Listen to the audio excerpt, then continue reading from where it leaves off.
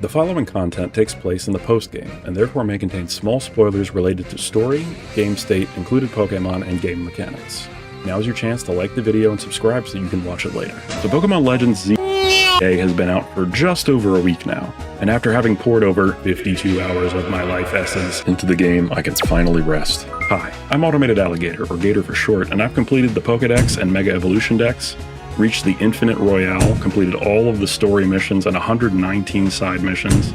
I've reached rank A in the online ranked battle royale, and collected and upgraded all the little Canary plushes. I streamed every moment, and while I have plenty of complaints, ultimately I had a good time building a team and taking on everything Lumiose City had to offer. But after all of that grind, what is there left to do in the game? After completing all of the research requests, you get access to the Shiny Charm, which means of course that now I can pour countless more hours into running around until...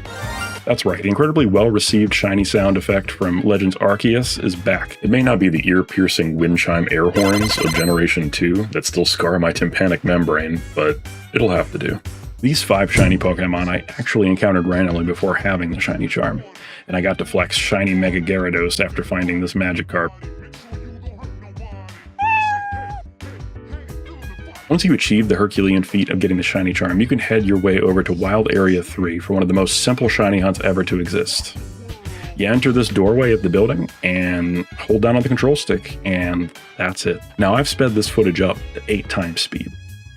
So in reality, I held the control stick down for less than 4 minutes. Shiny Pokemon in this game supposedly do not disappear if you reload an area, which means if you can find a spot like this with a loading zone, you can just keep reloading until some shinies are saved as the spawn.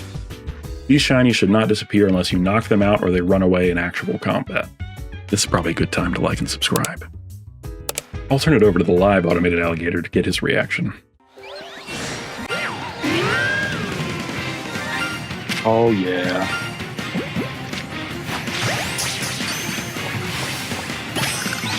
Shiny for baby. Oh my god, and shiny Skiddo. Dude, this method is crazy good. We were only there for, what, a couple minutes? And that's 2 shinies? Just back to back? That's gross. Yeah, Shiny Charm plus this method is nutty. How easy that was.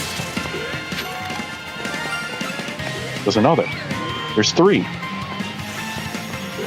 Where's the 3rd one? There you are. What the... Oh. Can't believe it. There were 3 shinies just waiting for me. So there you have it. 3 whole shinies over the course of less than 4 minutes.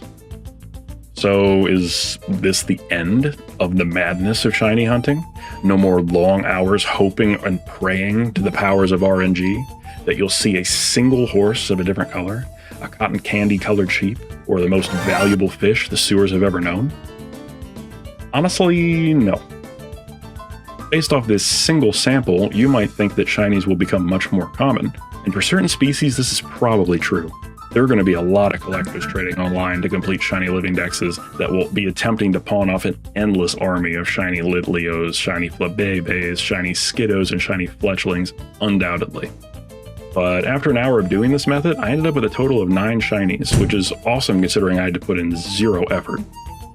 I can effectively farm the game for shinies of a few species while I'm AFK, but with a little more engagement and attention, I can get a much better shiny per hour rate by using the Shiny Charms, Shiny Sandwich, and Outbreak mechanics of Generation 9's Pokemon Scarlet and Violet.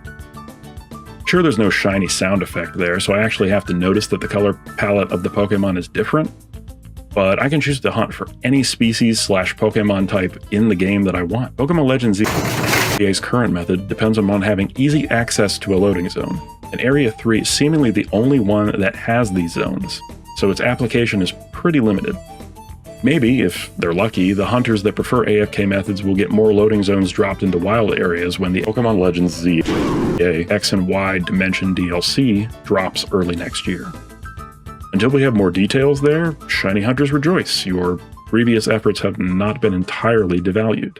And while this game may not have been the one I was expecting or looking for, I'm very satisfied with the atmosphere of Lumiose City, tying up some of the loose ends of Pokemon X and Y storyline and the ZA twists on the battle mechanics. All I need is a free update giving us our rollerblades back, and I'll be at peace. If you enjoyed this video, please let me know if you'd like to see more. I have a few ideas for videos coming up, such as showcasing bugs and glitches in Pokemon Legends, a breakdown of the criticisms and successes of the game, or playing online ranked battles with teams comprised of Pokemon who can't Mega Evolve. Like and subscribe for more, and let me know in the comments what it is that you'd like to see next.